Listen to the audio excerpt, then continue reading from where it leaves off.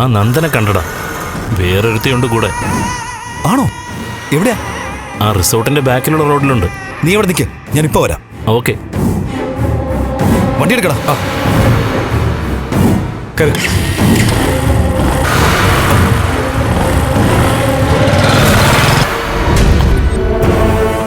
എനിക്കറിയാം, ഇത്രയും വലിയ ഇഷ്യൂന്ന് എന്നെ രക്ഷിക്കാൻ ബെല്ലും കെവിനും ഇടവും വല്ല നിൽക്കുന്നുണ്ട്.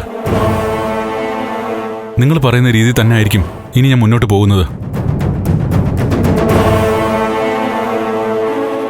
പക്ഷെ ബെല്ല, ദേവിക്കൊരു വിഷമം ഉണ്ടാവാൻ പാടില്ല. ഇപ്പൊ തന്നെ പല കാര്യത്തിലും എനിക്ക് ദേവിയോട് വഴക്കിടേണ്ടിയൊക്കെ വരുന്നുണ്ട്. അത്തരം സാഹചര്യം ഇനി ഉണ്ടാവരുത്. എടാ, നീ എന്തൊക്കെയാ പറയുന്നേ? ദേവിക്ക് വിഷമം വരുന്ന എന്തെങ്കിലും ഞാൻ ചെയ്യോ? നീ എങ്ങനെ സിറ്റുവേഷൻ ഉണ്ടാക്കുന്നു എന്നല്ല ഞാൻ പറഞ്ഞത്.